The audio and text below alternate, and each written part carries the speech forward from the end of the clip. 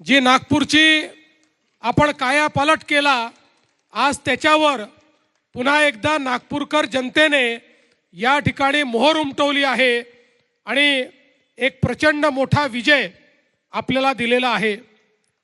महाराष्ट्रात एकूणच भारतीय जनता पक्षाने या निवडणुकीमध्ये एक प्रचंड मोठा रेकॉर्ड केलेला आहे आणि 29 पैकी 25 महानगरपालिकांमध्ये आपली सत्ता या ठिकाणी आलेली आहे आणि महाराष्ट्रातला सर्वात मोठा पक्ष भारतीय जनता पक्षच आहे हे पुन्हा एकदा अधोरेखित झालेला आहे आणि सोबत आपल्या मित्रांना देखील यश मिळालेलं आहे।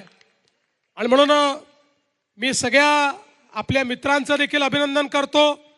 आपल्याला मदत करणारे या ठिकाणी आरपी आठवले गट असेल, पिरिपा असेल, यांचेही मनापासून आभार मानतो आणि मला विश्वास आहे की येत्या काळामध्ये आपण हा विकासाचा जो अजेंडा आहे, आपल्या देशाचे प्रधानमंत्री माननीय नरेंद्र मोदीजी यांनी जो एक विकासाचा अजेंडा आपल्याला दिलेला आहे, तो अजेंडा आपण पुन्हा अत्यंत वेगाने पुढे नेऊ।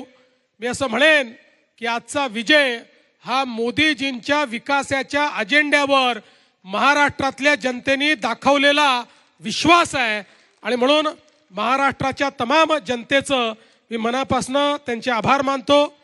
आपले अनेक नव्याने निवडून आलेले नगरसेवक या ठिकाणी आहेत, त्या सगळ्यांचं अतिशय मनापासून अभिनंदन करतो आणि एकच अपेक्षा व्यक्त करतो, महाराष्ट्रातले असतील, नागपुरातले असतील सर्व कार्यकर्ते, आपण विजयाचा आनंद मनवायचा आहे पण विजयाच्या उन्मादात जायचं नाही आहे आणि जेवढे आपले नगरसेवक निवडून आले आहेत त्या सगळ्या नगरसेवकांकडून ही अपेक्षा आहे की जे प्रचंड यश आपल्याला महाराष्ट्रातल्या आणि नागपुरातल्या नागरिकांनी दिलेलं आहे, हे यश आपल्याला जर सार्थकी लावायचं असेल तर पुढच्याही काळामध्ये पारदर्शी प्रामाणिकतेतून महानगरपालिकेचा कारभार चालवून जनसामान्यांच्या आशा आकांक्षा पूर्ण करणारी महानगरपालिका म्हणून या महानगरपालिकेला आपण या ठिकाणी पुढे नेऊ।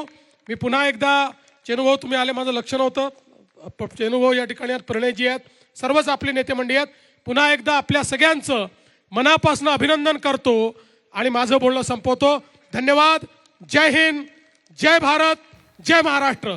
आणि आता आपल्या सर्वांचे नेते ज्यांच्या नेतृत्वामध्ये आपण या ठिकाणी नागपूरचा महाविजय मिळवला, ते आदरणीय नितीनजी गडकरी यांना मी विनंती करतो की त्यांनी आपल्या सर्वांना शुभेच्छा द्याव्यात।